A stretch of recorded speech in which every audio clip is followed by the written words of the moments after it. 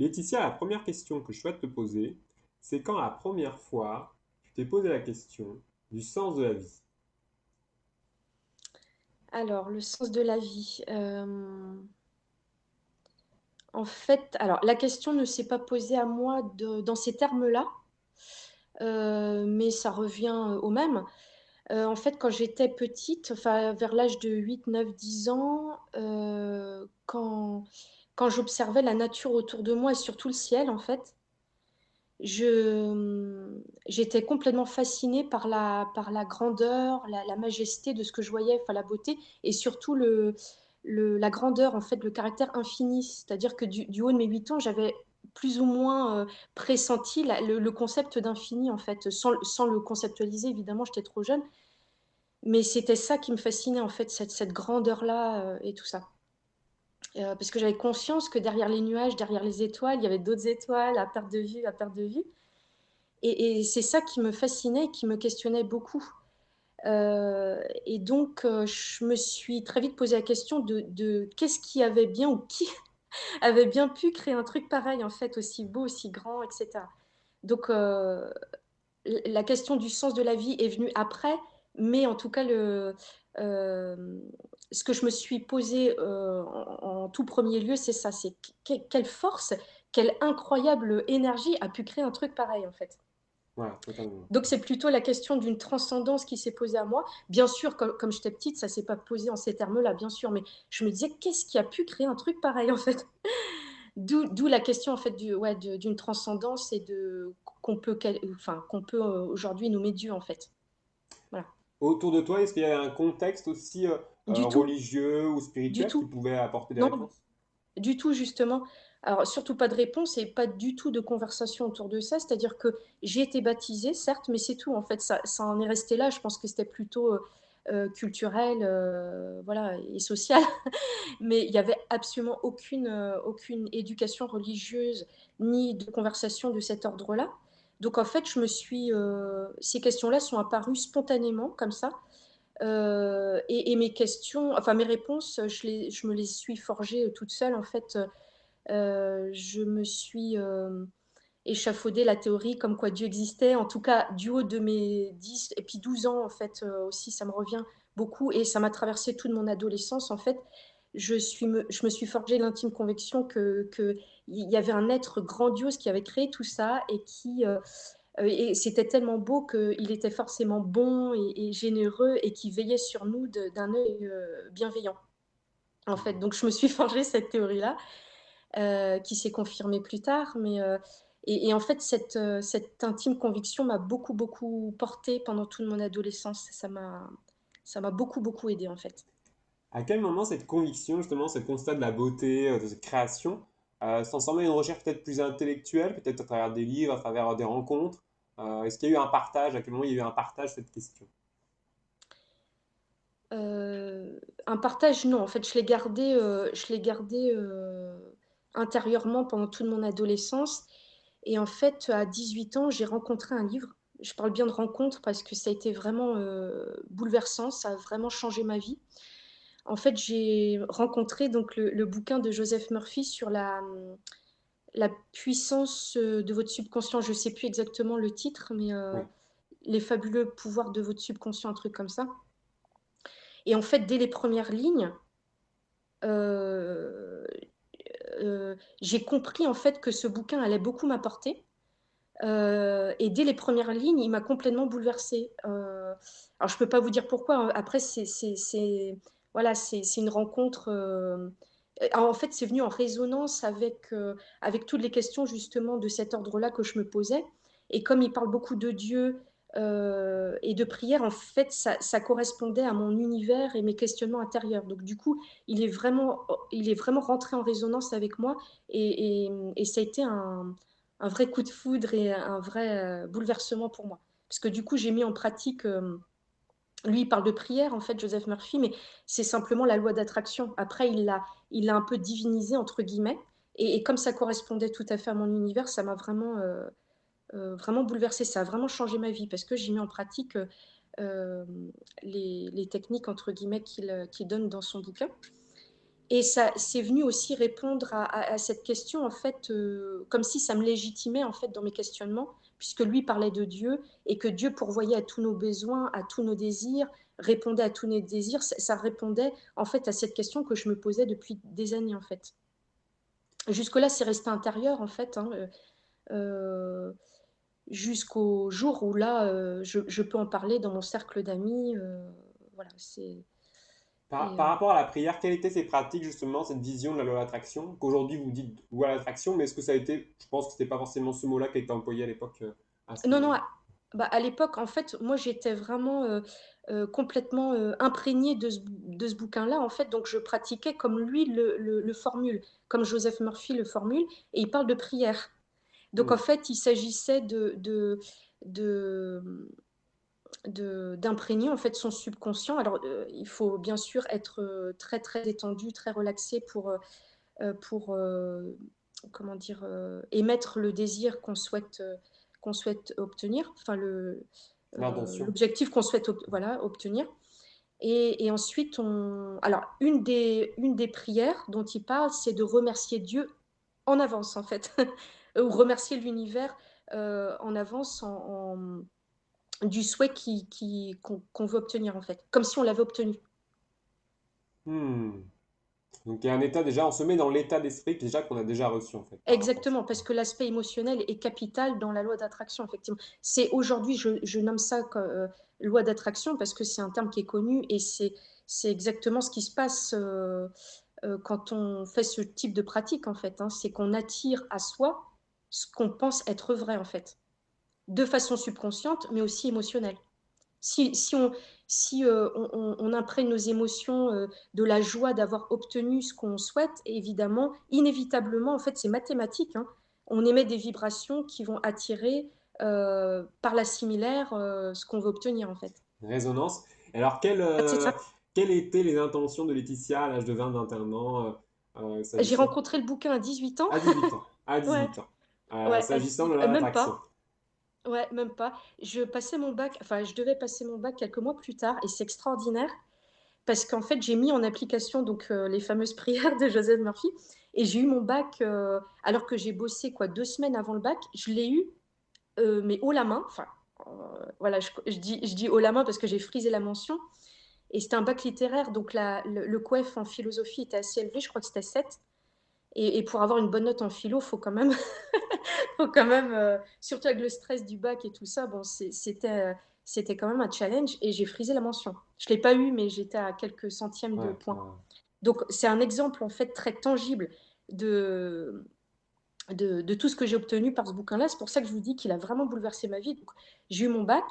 Je crois que c'est un an plus tard, non, quelques mois plus tard, j'ai eu mon permis. Pareil, haut la main, sans stress, rien. Je l'ai eu du premier coup, le code du premier coup, le permis du premier coup, sans stress. Ensuite, j'ai fait plein de rencontres. Je suis partie à Paris. J'ai décroché des petits boulots comme ça en claquant des doigts. Ouais, ouais. Euh, et dans une première partie de ma vie, j'ai aussi été éducatrice Tout à spécialisée, et fait. j'ai obtenu, entre guillemets, cette guidance par aussi les pratiques des prières dont parle Joseph Murphy, en fait. À partir de Parce là, il y que a cette confiance hein, qui s'installe, cet état de c'est confiance par ça, rapport à la vie. Et il y a tout cette, voilà, ces rencontres, cette résonance, c'est toute une synergie en fait qui se crée hein, comme ça, c'est ça. Ouais, ouais. des rencontres. Et justement, est-ce qu'à ce moment-là, donc il y a le métier d'éducatrice spécialisée qui s'installe, peut-être un peu plus tard, je suppose. Quelles sont les expériences qui vont permettre justement d'aller plus loin aussi, de se construire aussi, je pense, dans la matière par rapport à toutes ces réflexions? C'est-à-dire se construire dans la matière. Par rapport au métier d'éducatrice spécialisée, qu'est-ce que ça vous a apporté par rapport à votre réflexion, par rapport à votre cheminement à ce moment-là? Euh, le problème, c'est que, alors, je savais intimement que à ce moment-là de ma vie, enfin, je l'ai exercé pendant 13 ans, je crois, c'était vraiment ma place. Mais il y avait quelque chose de l'ordre de la réparation dans ce métier-là aussi, hein, en lien avec mon enfance. Enfin, je peux pas en dire plus, mais il y avait quelque chose de l'ordre de l'inconscient aussi qui s'est joué dans le choix de mon métier, en fait. Donc c'était pas D'accord. pleinement conscient comme, profession, si vous voulez, bien que je savais que c'était aussi ma place à ce moment-là de ma vie, voyez? Hem donc ça m'a beaucoup apporté, bien évidemment, sauf qu'à un moment donné, comme je développais, mes réflexions et mes réponses, mes pratiques aussi, énergétiques et cetera et spirituelles, le métier d'éduc s'est vite, enfin j'ai été vite confrontée aux limites de l'institution, si vous voulez. Parce que le métier en lui-même est très beau, bien sûr, surtout que je bossais en protection de l'enfance. Donc il y a beaucoup de choses à faire, hein. C'est vraiment, j'aime encore beaucoup ce métier-là, sauf on l'exerce, heu, inévitablement dans une institution, en équipe et dans une institution et a fortiori, en protection de l'enfance. Donc je travaillais à l'ASE, aide sociale à l'enfance, qui est anciennement l'ADAS. En fait, avant la décentralisation, c'était une compétence d'État, ça s'appelait l'ADAS. Donc on imagine à quel point cet univers-là est chargé de l'histoire de la DAS. L'institution a aussi ses propres codes qui sont quand même assez carrés, enfermants, enfin voilà. Donc je me suis très vite confrontée à cette limite que je ne pouvais pas transmettre toutes mes convictions, alors que je savais intimement et de façon concrète aussi que c'était la seule voie de l'épanouissement, etc. Vous voyez ce que je veux dire? Tout à Et je ne fait. pouvais pas le transmettre ça. Je pouvais faire mon métier Ah, uniquement que dans les clous de l'institution. il y avait seulement une Et partie qui pouvait être transmise. Effectivement, il y avait une partie qui n'était pas exprimée, qui pouvait pas sortir, hein, être créée dans l'institution. c'est ça, ouais. Mm. Hmm.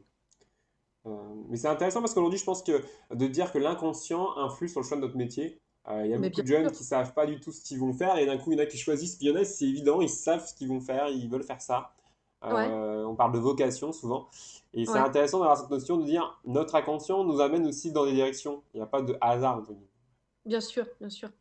Mais ça, je l'ai compris bien après, en fait, parce que je voulais faire éduc, en fait, depuis que j'étais ado. Enfin, c'était une idée que j'avais comme ça en tête, mais sans qu'elle soit vraiment conscientisée.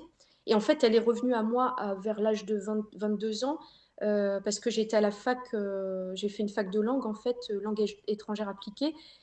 Et j'adorais, les langues, mais en fait, j'avais des cours, très jargonneux, en fait, on devait apprendre du jargon, commercial et cetera et je me suis très vite aperçue que c'était pas du tout pour moi, en fait. Ouais. Hem, donc je me suis réorientée vers cette profession parce que j'étais vraiment appelée, en fait. Il y avait à la fois un appel du cœur, en fait, mais aussi quelque chose de l'ordre de l'inconscient qui me disait: «Va voir, va voir ce qu'il y a dans cette profession-là et tu y comprendras beaucoup de choses». Mais c'est après coup, en fait, que je l'ai compris, Hmm. Oui, voilà, souvent sur le coup, quand on vit un événement, c'est vrai qu'on n'a pas le recul, hein. C'est après qu'on voit tous les liens, tous les vécus, toutes les expériences qu'on a vécues, toutes les petites choses qu'on a passées à côté. c'est ça. Même si Ouais, parfois on a quand même des petites prises de conscience, hein, qui nous arrivent, mais ouais, à l'effet du recul. 13 ans éducatrice spécialisée, hein, je pense que ouais, c'est déjà un beau parcours d'expérience. ouais. Et qu'est-ce qui se passe qui fait qu'il y a un changement en ce moment? Bah, ça s'est fait sur, plusieurs années, en fait, hein, sur les dernières années, j'ai été vraiment en souffrance professionnelle pour toutes les raisons dont je vous ai parlé. Puis, outre, le fait que je pouvais pas transmettre, comment dire? Mes convictions profondes et celles par lesquelles j'avais moi-même «guéri» entre guillemets, et par lesquelles je m'étais épanouie. Il y avait le fait que j'allais vraiment à contre-courant de la volonté des parents, en fait, parce qu'on travaille certes, avec les enfants, mais beaucoup avec les parents évidemment puisque, je considère que le premier éducateur dans la vie d'un enfant, c'est le parent et que c'est le premier acteur de la vie de l'enfant à «rééduquer» entre guillemets. Et comme, en fait, je travaille dans le judiciaire, donc il y avait une notion de contrainte puisqu'on retirait l'enfant de la famille, pour l'essentiel, hein, des mesures que j'avais, c'est on retirait l'enfant de la famille. Donc il y avait déjà ce vécu, très douloureux du parent, donc on était vécu comme l'élément qui a séparé le parent de l'enfant Et ensuite, on devait travailler avec le parent en lui disant, voilà, enfin, vous avez mal fait, il faudrait faire autrement, etc. Et donc, on allait vraiment à contre-courant. Il n'y avait pas de, de volonté préalable et d'adhésion préalable du parent. Donc, Oui, il y avait la quand contrainte, effectivement. c'est ça, c'est ça. Donc, quand on travaille à contre-courant de la volonté de quelqu'un, c'est non seulement c'est épuisant, mais c'est complètement stérile en fait. Et ça, je m'en suis rendu compte sur les dernières années. En fait, j'en pouvais plus. Je m'épuisais à la tâche alors que j'adorais ce que je faisais, hein. Vraiment, j'étais à fond vraiment dans ce que je faisais, mais j'étais complètement épuisée. Je n'y croyais plus en fait. Hmm. Euh, voilà. En plus, j'avais une vision de l'institution qui n'était pas la norme. Voilà, j'avais une vision tout autre de ce qui se faisait. Et du coup, tout ça, je ne pouvais pas l'exprimer. Enfin, je l'ai exprimé, si vous voulez, mais j'en ai perdu des plumes. Donc, euh, ça m'a pris quand même plusieurs années à me dire, bon, je ne peux plus, c'est plus ma place, et je m'en vais. Ça a été vraiment un crève-cœur pour moi parce que j'adorais et j'aime encore ce métier-là, hein. Mais, Oui, donc, moi ça a été douloureux. je suis toujours très étonné. J'entends beaucoup de professionnels justement par rapport à la protection de l'enfance, par rapport qui sont éducateurs spécialisés, qui sont dans différentes institutions et qui me parlent des choses qu'on ne peut pas exprimer, hein, des choses qu'il faudrait, des évolutions qu'il faudrait en fait apporter pour que ça fonctionne, pour que ça apporte vraiment des solutions, mais pas seulement j'allais dire des sparadraps quoi, mais Oui, vraiment c'est exactement. des solutions. Je suis toujours surpris de ne pas entendre plus effectivement des organisations syndicales ou voilà, des structures qui pourraient apporter, je dirais, une voix en fait, tout simplement. Et quand on parle de normes, c'est vrai qu'on a l'association d'arriver dans une forme d'impasse aujourd'hui hein, dans l'institution publique. Et il y a beaucoup de gens qui changent de métier, qui se reconvertissent à cause de ces limites. C'est quand même, moi je trouve que c'est un petit peu dommage parce que ça Ah, apporte pourtant complètement, énormément. complètement. Et moi, mon rêve, ce serait justement de faire le pont en fait entre ce métier-là et le domaine spirituel et de développement personnel, parce qu'il y a beaucoup de choses à faire et à transmettre aux gamins qui sont placés en fait. Donc, mais bon, je pense que c'est encore un peu trop fermé, hein. Il y a peut-être il y aura peut-être des ouvertures d'ici quelques années, mais pour l'instant, en tout cas, moi, je pouvais pas, si vous voulez, comme je suis très entière, je suis à 200% dans tout ce que je fais, je pouvais pas avoir un pied dans l'éducation spécialisée, dans la protection de l'enfance et un pied dans d'autres convictions, en fait, parce il y avait pas il y avait pas de pont possible, en fait. Oui, c'est ça. Effectivement, Ouais. le tout aujourd'hui, c'est vraiment la difficulté, c'est de trouver les ponts pour ajouter une dimension supplémentaire, hein. Il ne s'agit pas de renier ce qui existe, hein, pas du tout. Il y a Hmm. plein de choses qui existent, qui ont le mérite d'exister, qui sont bien. Simplement, je pense qu'il manque une dimension, on le ressent en fait, je pense dans l'expérience, on le ressent, hein. Il manque une Ouais. dimension du bien-être des personnes, du développement personnel, hein, voilà. Je Ouais. pense que c'est ça vraiment la question qui est importante, hein. Quand on remet Hmm. un parent face à ses responsabilités, on parle de développement personnel, hein. De toute façon, voilà, c'est Oui, ça. complètement. Ouais, complètement. Hmm. Et puis il y a un accompagnement psychologique hein, là, qui est peut-être plus de l'ordre de l'inconscient. Hein, et c'est là qu'on pourrait parler, notamment des outils comme le massage par exemple sonore, avec les bols tibétains, d'autres choses comme ça peut être intéressant. Hmm, hmm.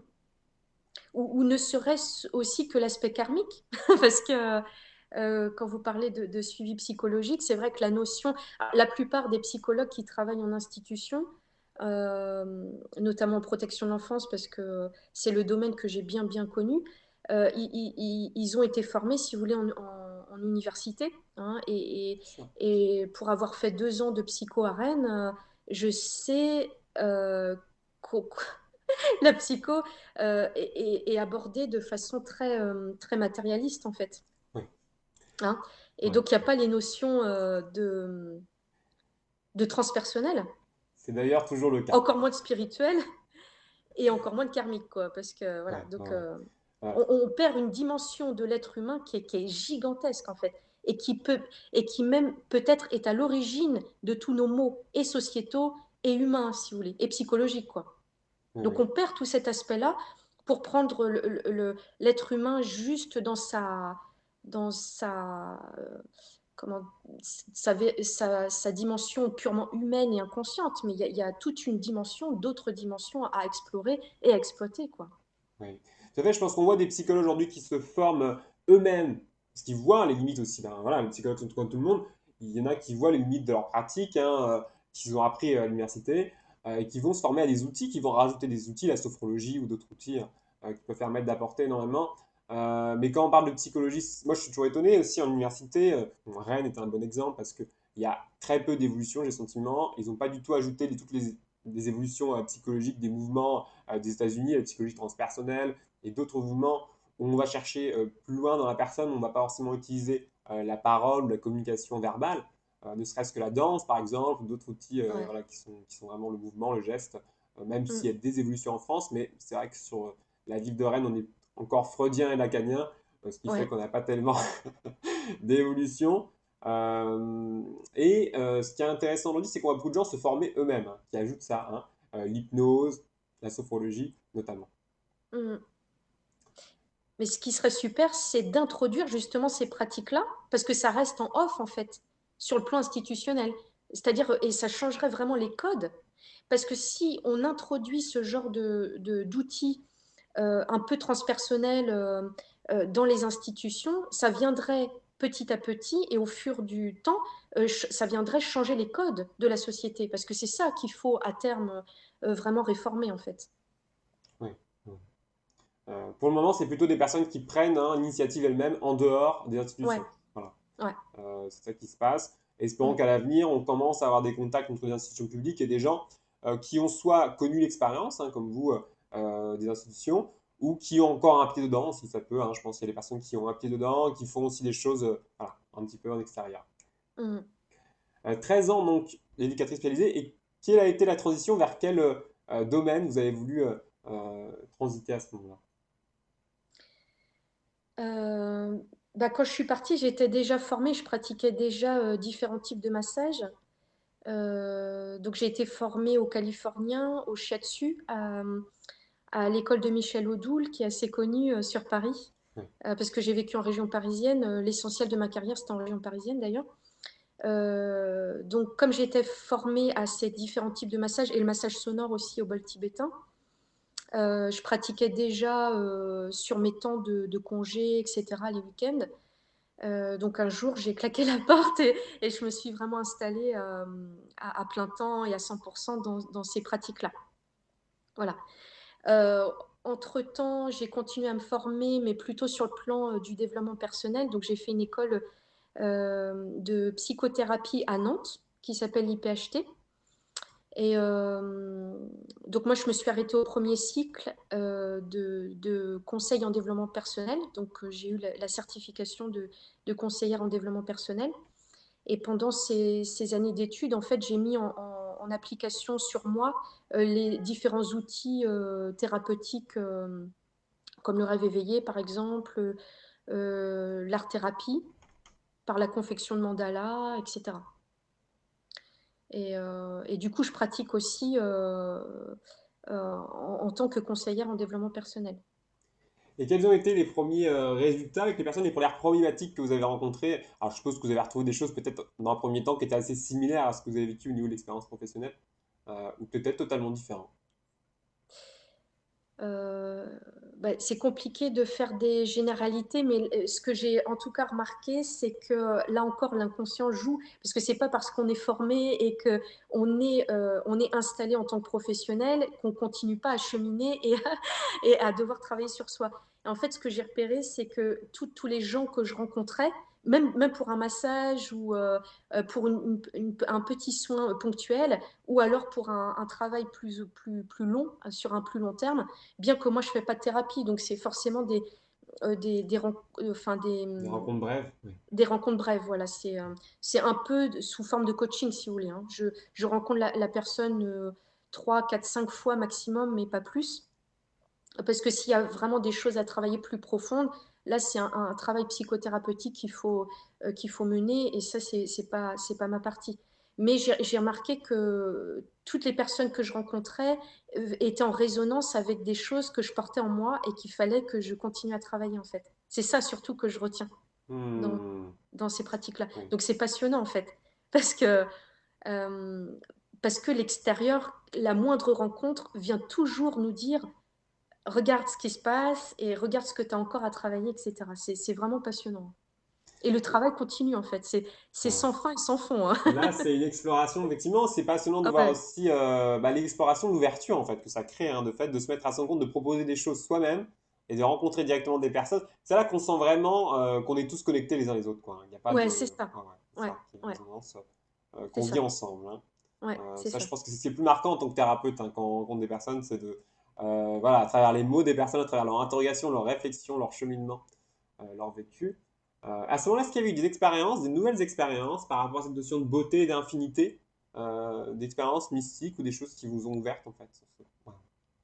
Ah bah oui, parce que depuis la rencontre avec le bouquin de Joseph Murphy, je n'ai eu de cesse que de lire des bouquins de développement personnel, des bouquins spirituels, etc. En fait, c'était auparavant, avant ce bouquin-là, j'étais une férue de littérature.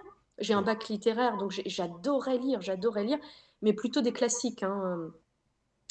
Et depuis le bouquin de Joseph Murphy, je ne me suis nourrie que de ça, en fait, que de bouquins de développement personnel et spirituel.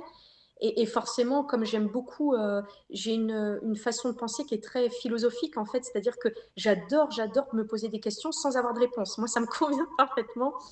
Euh, voilà, donc j'ai continué effectivement mes réflexions et j'ai même approfondi mes réflexions et forcément mes pratiques. Euh, et, euh, et c'est vrai que j'ai fait des prières très très profondes et très très intenses, dans lesquelles d'ailleurs j'ai eu des réponses à mes questions. J'ai eu aussi des ressentis très... Enfin, j'ai vécu beaucoup de choses dans tous les stages que j'ai faits Ouais.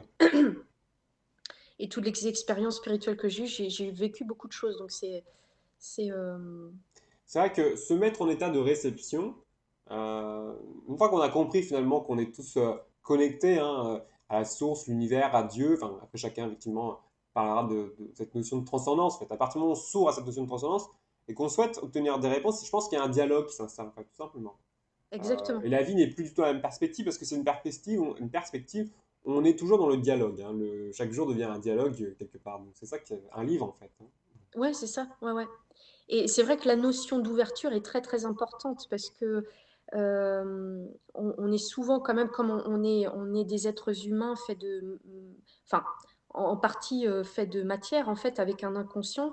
C'est vrai que notre corps est très dense et très lourd. Du coup, on est vite projeté vers comment dire dans la matière si vous voulez et dans tout ce que ça suppose d'inertie. Ça aussi, c'est inhérent à notre nature. Même si on est des êtres divins, on est aussi humain avec cette dimension-là qui est quand même à transcender au quotidien. Et la seule façon de le faire, c'est effectivement d'être ouvert et d'avoir une sadhana, je pense aussi quotidienne. Ça, c'est très très important. Le secret, en fait, je l'ai trouvé par toutes mes pratiques et surtout par l'école que j'ai faite. J'ai compris qu'en fait, le secret pour intégrer toute justement cette ouverture et d'être au plus près de notre nature divine et du divin lui-même, c'est de pratiquer au quotidien, pour justement transcender et transmuter euh, toute cette lourdeur qui relative enfin, à notre densité en fait, et aussi notre inconscient en fait. Je pense que Le mot c'est sadhana n'est pas anodin. Quelle est l'origine de ce mot et vous pourriez le traduire?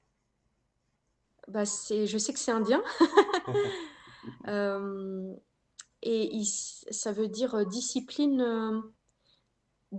personnelle ou spirituelle, je sais plus. Mais en tout Oui, cas, ça veut dire discipline, ça c'est sûr. discipline, voilà, tout à fait. Donc je préfère le mot sadhana parce que discipline ça peut effrayer ou refroidir un peu certaines personnes. Et sadhana, c'est très musical, c'est très joli. Et ça veut dire exactement la même chose. Donc j'aime beaucoup Oui. ce mot en C'est fait. intéressant d'utiliser ce mot, effectivement, de voir par rapport à toute cette tradition spirituelle indienne, en fait, dans l'hindouisme et avant aussi, où on a déjà posé les bases d'une pratique de développement personnel et spirituel. Mm. Bon, plus spirituel, mais il y a aussi du développement personnel, mais c'est vrai que c'est plus spirituel dans cette perspective, mais où on met déjà des conditions, hein, de réussite, et c'est vrai que la discipline, hein, même si en français le mot discipline, c'est un peu, on dirait que c'est un peu contraignant, c'est un peu peut-être un peu un fardeau, on a voilà, l'habitude d'avoir cette notion, et pourtant la discipline est importante, et on se rend compte que ça fait partie de, en fait, bah, de la vie, quoi, tout simplement, hein. Ah oui, mais et puis c'est capital pour intégrer d'autres dimensions de conscience en fait.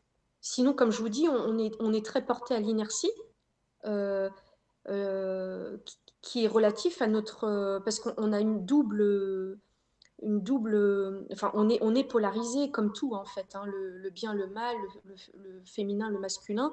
On est à la fois des êtres divins de façon absolue, voilà, mais on est aussi des êtres humains. Donc il y a ces deux aspects-là, et pour pouvoir transcender notre nature humaine avec tout ce que ça suppose d'inconscient, etc., seule la sadhana peut venir transmuter tout ça en fait.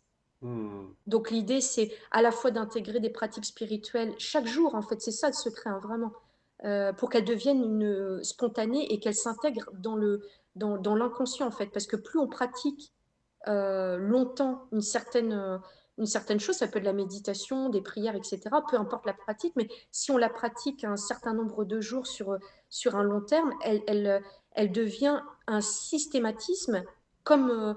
comme par exemple quand on conduit, en fait, on a tellement l'habitude de conduire que c'est inconscient, en fait. C'est venu dans l'inconscient, en fait. La pratique de la conduite est passée dans l'inconscient, donc ça se fait de façon spontanée. Bah, de la même façon, les pratiques spirituelles, quelles qu'elles soient, hein, la méditation, etc., donc la dimension de conscience qu'on va atteindre dans nos différentes pratiques, peuvent s'intégrer carrément dans l'inconscient, dans le subconscient, si on le pratique sur un long terme. Ouais. Donc c'est génial, en fait.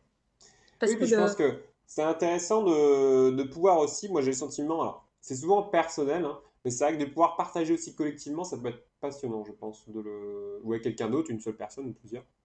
Ça peut être vraiment intéressant et c'est vrai que je suis toujours enthousiaste quand je vois à différents endroits des pratiques collectives en fait qui se mettent en place parce que je pense que c'est très porteur aussi avec les autres de le faire. Ah oui, ça c'est sûr. Ouais, l'énergie est beaucoup plus forte quand on médite en groupe, ça c'est certain. Ouais, ouais, Hmm. ouais. Ça se fait de plus en plus, alors, que ce soit la méditation, effectivement, des pratiques corporelles comme le yoga, le qigong ou d'autres, hein, Mm. ça va, je pense que ça apporte énormément. Surtout dans une société quand même, en France, on est quand même une société entre guillemets, du cartésien, du cartésianisme, où on a un petit peu aussi, peut-être ça vient de la religion catholique aussi, je pense, laissé de côté le corps en fait, hein, cette dimension matérielle, on s'est beaucoup concentré sur l'esprit, on a Oui, mis très très haut l'esprit, et un peu oublié la dimension spirituelle du corps, voilà. ouais, complètement. Ouais, complètement. C'est vrai qu'on valorise beaucoup, enfin, vous dites l'esprit, moi je dirais plutôt le mental et l'intellectuel. Ouais. C'est vrai que c'est pas péjoratif en soi parce qu'on en a besoin de notre mental pour avancer et pour mettre en place certaines choses, mais il est beaucoup trop valorisé, je trouve, euh, par rapport à des pratiques effectivement et spirituelles et corporelles. C'est, c'est d'autant que l'un ne va pas sans l'autre en fait, hein, Et effectivement, il y a les deux qui rentrent en compte. mm. Justement, aujourd'hui, vous, est-ce que vous pourriez nous parler de vos différents accompagnements, activités, outils par rapport à ce que vous faites, puisque vous êtes dans une structure et que vous n'êtes pas tout seul, il me semble. Oui, c'est ça. Donc, bah, ça fait quelques années que je pratique donc différents types de massages, etc. De mon côté. Et là, depuis quelque temps, je me suis associée à ma sœur, qui est psychothérapeute, sophrologue. Elle est aussi maître Reiki comme moi. Et en fait, on s'est rendu compte, alors on est très très proches l'une de l'autre, et en fait, on s'est rendu compte à certains moments que dans nos pratiques respectives et dans nos différentes formations, on se complétait en fait. Parce que moi, Hmm. spontanément, je suis allée plutôt vers la dimension corporelle. Donc très vite, les premières formations que j'ai faites en fait étaient autour du corps en fait, hein. Donc le shiatsu, j'ai commencé par le shiatsu. En fait, après j'ai fait le californien, etc. Et on s'est rendu compte qu'on se complétait à nous deux, puisque elle est plutôt sur le versant de la psyché. Et donc, ben, on s'est, comment dire, du coup, on s'est associés pour compléter nos différentes pratiques et proposer aux personnes des accompagnements très, très généraux, très globaux, qu'on peut qualifier d'holistiques, en fait. D'accord, complet.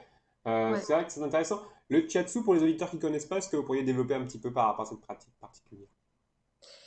Alors le principe du shiatsu, en fait, c'est un massage, par acupression. Donc c'est un peu le même principe, énergétique que l'acupuncture, sauf que là, c'est pas une aiguille qui va faire le travail, mais le doigt du masseur qui va venir sur des points d'acupuncture, sur des points des méridiens, pour débloquer les énergies. Donc ça se fait autour de la colonne, des jambes et des bras, mais aussi du visage. En fait, c'est le même principe que l'acupuncture, sauf que vraiment, on travaille sur tout le méridien de la colonne, et des jambes et des bras. Donc c'est Hmm. plus large, c'est moins ciblé que de l'acupuncture en fait. Vous avez constaté donc votre complémentarité avec votre sœur, c'est assez étonnant, enfin assez étonnant. Oui, assez incroyable de voir justement le cheminement, hein, je pense, qui était parallèle en fait entre vous deux. Et à ce moment-là, depuis quelques temps, je ne sais pas depuis combien de temps, mais il y a cette décision de se mettre en commun, de proposer des choses en commun, C'est ça. voilà, qui font. Ouais. Voilà. Donc, alors on propose effectivement des accompagnements, qu'on qualifie d'holistiques, donc à la fois la psyché et le corps, c'est-à-dire que la personne peut être accompagnée sur un plan, euh, euh, psychologique en fait et transpersonnel par ma sœur, et moi je peux compléter la thérapie par du corporel, ce qui permet d'intégrer en fait ce qui est travaillé, par le corps en fait. Donc sur le plan émotionnel et psychique, je complète et je permets d'intégrer, ce qui est travaillé, euh, en, en massage en fait. Voilà. Donc ça c'est un type de thérapie d'accompagnement qu'on propose. Et à la rentrée, là, on va proposer, encore une autre forme alors là, c'est pas des soins en fait, c'est pas de l'individuel, mais ça va se faire en collectif. D'où la notion de collectif dont vous parliez tout à l'heure. Oui. C'est vrai que c'est très très très important. Effectivement. Donc, on va proposer, en fait des modules sur l'année scolaire, qui reprennent en fait, les concepts psycho-spirituels fondamentaux, comme par exemple l'ego, la psyché, l'inconscient, etc. Et qu'on vient compléter par des pratiques, psychospirituelles, et thérapeutiques en fait. Ce qui permet aussi d'intégrer vraiment dans le corps et dans la psyché ce qu'on aura abordé, le matin. Vous voyez. Après, Hmm. effectivement, ça ne se fait pas comme ça. Si vous voulez, la personne repart avec, la pratique qu'on aura abordée, pour pouvoir la retravailler chez elle.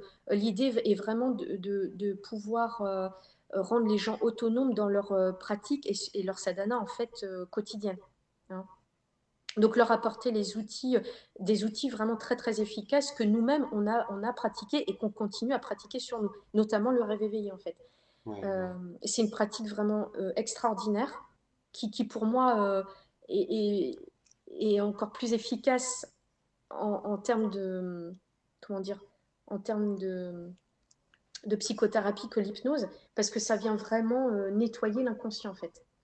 Alors Donc, justement, comment se passe un rêve éveillé, un accompagnement pour un rêve éveillé, pour qu'on puisse bien visualiser le déroulement? alors ça, c'est ma sœur qui le pratique parce que donc elle pourra mieux vous en parler que moi, mais C'est l'idée, sûr. enfin je l'ai pratiqué sur moi, donc je peux vous en parler effectivement.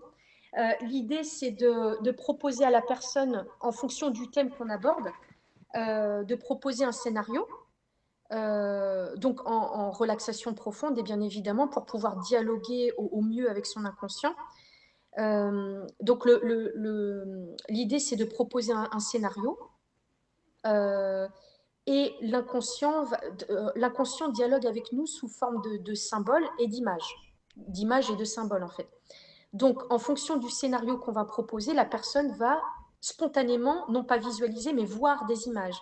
Et les images, sont en fait relatifs à des contenus inconscients. Donc, c'est comme si l'inconscient nous disait, bah, voilà, voilà ce que tu associes au paysage, par exemple. Un des rêves éveillés, notamment, enfin moi j'ai commencé par celui-là, c'était le paysage. En fait, on doit se retrouver dans un paysage sans plus d'indications. Et en fonction des images qu'on va voir du paysage, ça va dire beaucoup, beaucoup de choses de ce qu'on porte en nous de façon inconsciente. Donc ça, c'est le premier, temps du rêve éveillé, c'est-à-dire la découverte et la conscientisation des contenus, inconscients un peu problématiques. Et la deuxième phase du rêve vient en fait à partir du contenu problématique modifier l'image, compliquée et problématique en une image positive, en fait. Je Il y a donne une un exemple. transition. Ouais, il y a une transition vers Ah, une transmutation même. Vraiment, c'est transmutation. plus qu'une transition, c'est une transmutation, vraiment une transformation. Une alchimie, quoi. Oui, c'est exactement ça. L'alchimie, exactement. On vient alchimiser l'inconscient. Et c'est extraordinaire parce que, en fait, comme l'inconscient euh, nous drive à 90%, que ce soit dans nos relations, dans nos expériences, dans notre profession, etc., comme je vous le disais tout à Ouais, l'heure, ouais. à partir du moment où on vient déjà dialoguer avec lui et conscientiser ses contenus, et qu'en plus on le transforme, inévitablement ça transforme nos vies. Voilà. Donc mais vraiment c'est magique. Moi Moi, je suis toujours je- très impressionné hein, je suis toujours très impressionné quand je regarde le nombre d'outils intéressants pour explorer, pour la connaissance de soi finalement.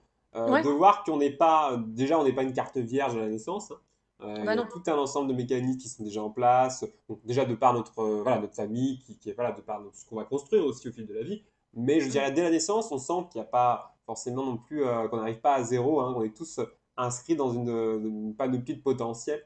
Et ça, c'est très intéressant, ce qu'on voit que ce soit à travers la science ou à travers là, les outils thérapeutiques, une avancée, une carte qui se dessine petit à petit, une carte de l'être humain, à voir nous comment on va après l'utiliser, évidemment cette carte, hein, comment on va la créer dans la matière, la proposer aussi aux gens pour des accompagnements, pour se découvrir de façon ludique ou thérapeutique s'il y a des problématiques particulières.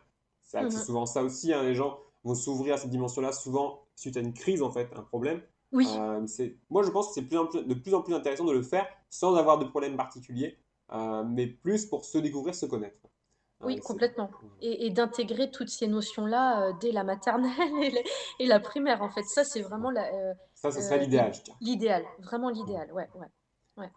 Parce que j'ai remarqué que dès qu'on dépasse effectivement des schémas que l'on porte, plus tôt on les dépasse, plus facile c'est finalement de Ah, le c'est faire sûr, aussi. bien sûr.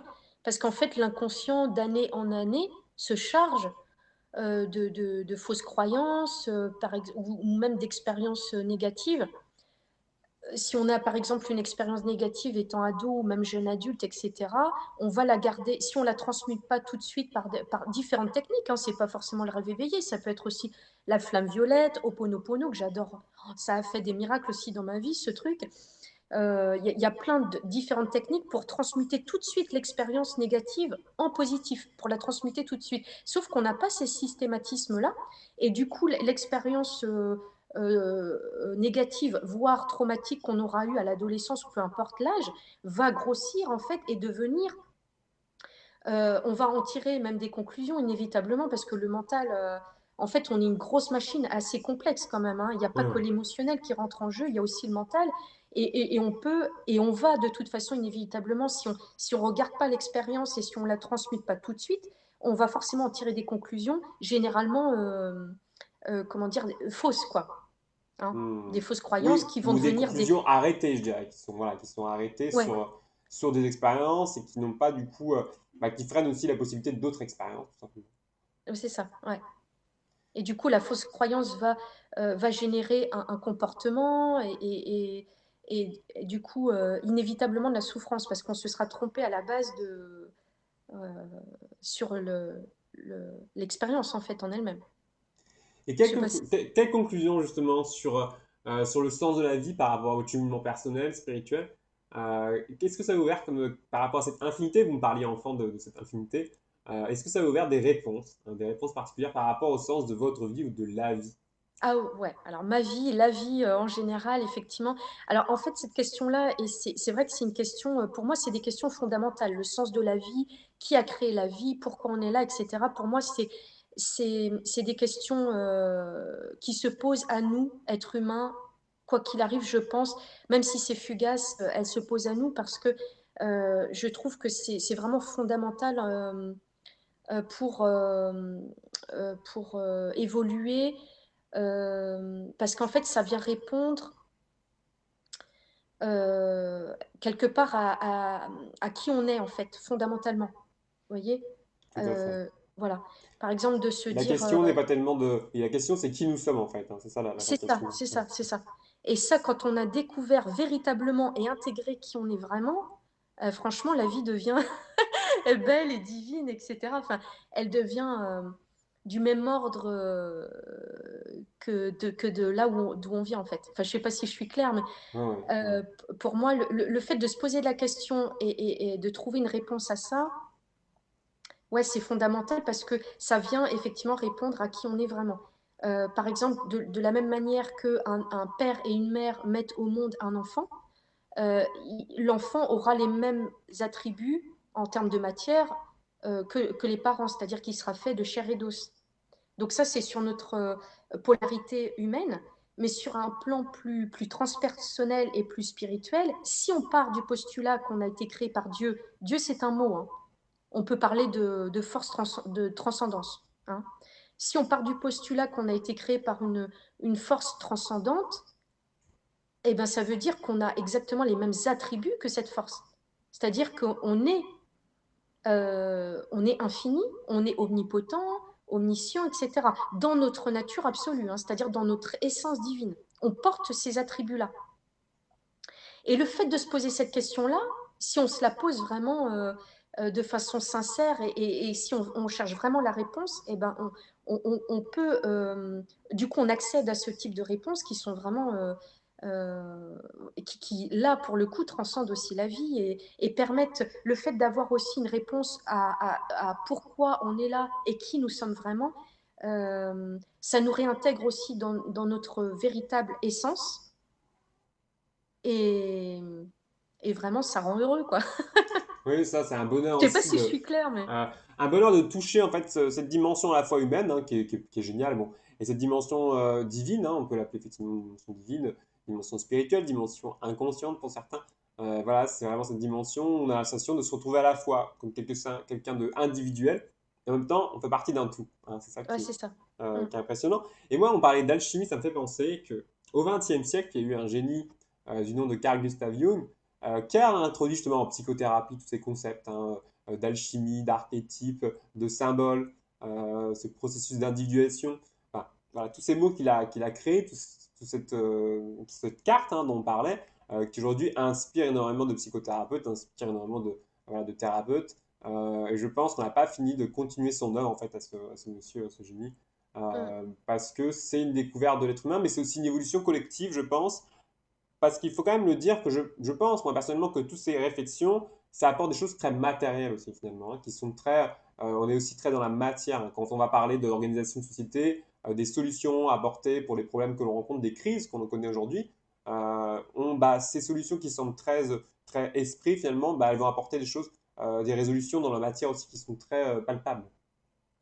Bah, parce que ça fait aussi partie de notre réalité. Donc, en fait, comme je vous disais, on est double. En fait, on est à la fois divin, mais on est dans un corps de matière. Donc, il faut bien prendre en compte cette matière-là, la gérer et la prendre en charge, en fait.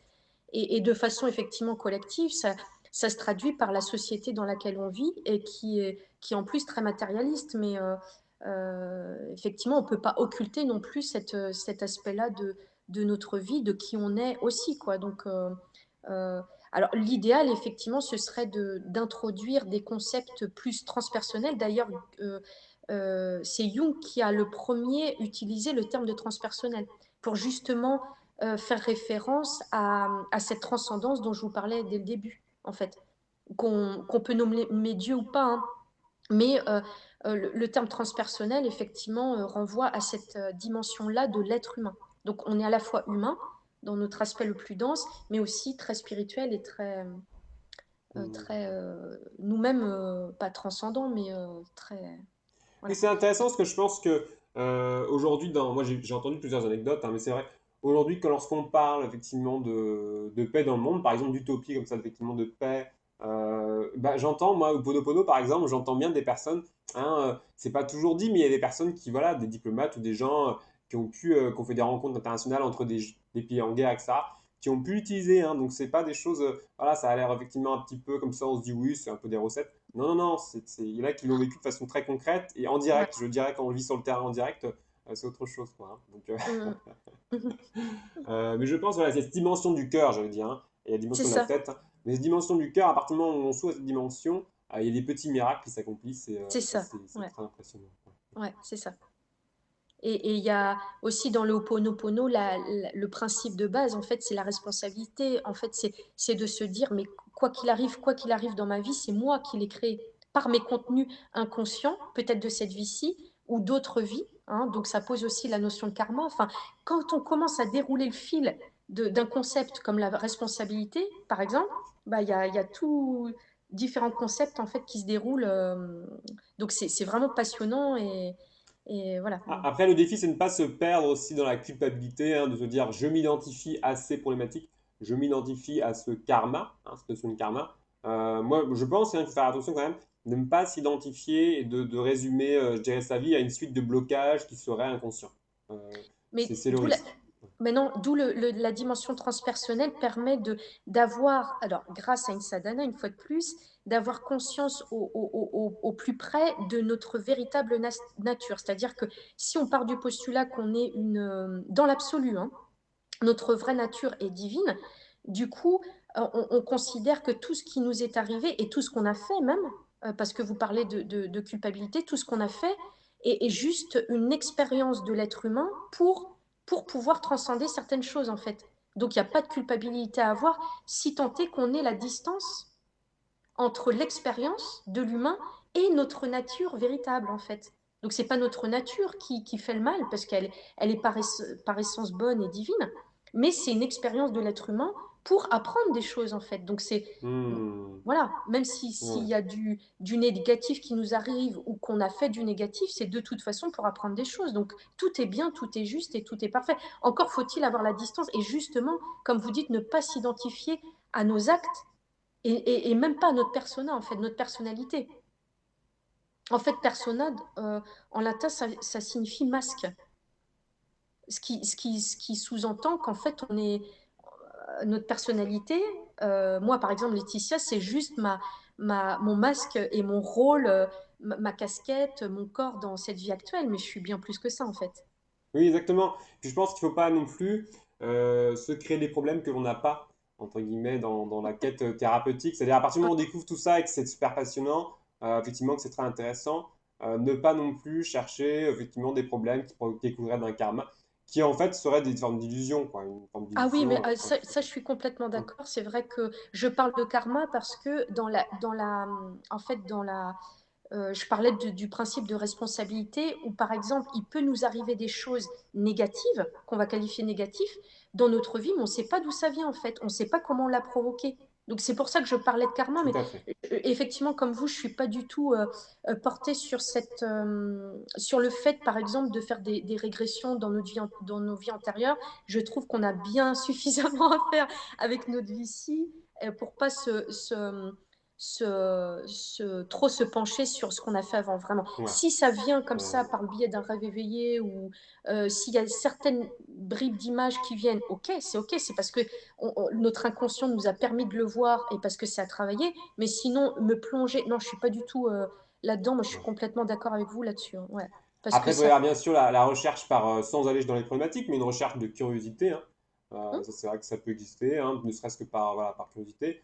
Ou encore, peut-être aussi une recherche, je dirais, dans ce cas-là, plus historique. On peut aller essayer de chercher aussi des informations sur des périodes d'histoire. Et c'est vrai qu'on commence à voir un peu cette dimension-là. On n'est pas forcément dans le thérapeutique, mais plus dans l'exploration, dans l'ouverture, ouais. hein. Donc là, on n'est pas dans la même perspective aussi, on se place dans autre chose. Hum, Je pense que c'est intéressant aussi, hein. Je vois des personnes développer des facultés par rapport à l'exploration du passé, hein, qui peuvent être utilisées de façon très concrète aussi. Donc moi je pense que c'est des choses à développer, qui sont voilà, encore à appréhender, je dirais, dans le futur, qui sont pas hum. inintéressantes non plus. Ah non, c'est Euh, passionnant parce que, et en fait, ça veut dire aussi que notre conscience, si on la déplace en fait dans un état modifié de conscience, on peut effectivement aller dans d'autres dimensions, aller voir l'histoire, etc. Donc c'est vraiment passionnant parce ouais. que du coup, nos potentiels, nos possibilités sont vraiment infinies, hein.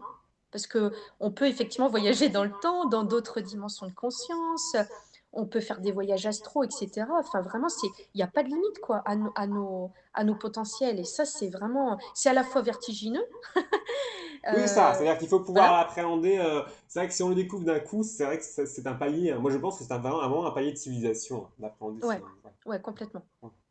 D'où l'importance du corps aussi, par exemple, quand on fait, alors, sans parler des voyages astro forcément, mais parfois dans certaines méditations ou certaines prières, on peut atteindre des dimensions spirituelles, hem, très grandes et qui nous font vraiment, partir très haut, en fait. Et je pense que c'est très important de travailler sur son corps, que ce soit par le yoga, par des massages, et cetera, ou par du tai chi, pour vraiment, équilibrer les 2 en fait, hein, et pour pouvoir à la fois ancrer ces pratiques-là et ces dimensions de conscience qu'on aura atteintes dans le corps et en même temps ne pas partir trop haut et rester perché, trop haut, trop longtemps, vous voyez? En fait, Ouais, il faut ouais. équilibrer vraiment les 2 en fait. Il y a un équilibre et je comprends que c'est pas toujours facile, Ah non, surtout quand on pratique entre guillemets seul. C'est vrai qu'en société où on est très peu dans le sacré, très matérialiste, hein. Donc trouver l'équilibre entre le matériel et le spirituel, parfois c'est compliqué, surtout si c'est ouais, un peu personnel aussi. ouais, c'est sûr, ouais. D'ailleurs, dans la société où il y a plusieurs, je pense à d'autres pays où il y a plusieurs religions, il y a plusieurs, voilà, où il y a plusieurs pratiques, énormément de pratiques différentes spirituelles, où finalement c'est intégré à la vie quotidienne en fait, hein. On n'a pas ce souci de déséquilibre entre le spirituel et le matériel parce que ça fait partie de la vie, c'est acquis en fait pour les personnes. Il n'y a rien d'étonnant, une personne qui médite dans la rue, en Inde, voilà, ça va choquer personne quoi, hein. En Mmh. France, si on voit quelqu'un qui médite dans la rue, il risque de se faire arrêter quoi, hein. Donc s'il est au milieu de, je sais pas, sur un trottoir, on va se poser des questions quoi, on va dire celui-là. Ouais, ouais. Ouais, ouais. Moi, j'ai eu des anecdotes de personnes qui étaient pieds nus dans un parc et ils ont failli se faire arrêter, quoi. Donc, Ah c'est ouais? pour donner un peu l'état d'esprit qu'on peut avoir en France, quoi, hein, Ouais. là-dessus. Ouais, ouais. Il y a Ouais, encore ouais. des évolutions. Oui, oui, complètement. Mais ça va venir, hein, je pense que de toute façon la société actuelle est un peu à bout de souffle, je trouve, voire, même dans un état de chaos. Enfin, je veux dire, il y a beaucoup de non-sens, en fait. Je trouve que la il y a quelques institutions qui fonctionnent à l'envers, hein, vraiment. À l'envers de ce qu'il faudrait faire même. Ouais, ouais.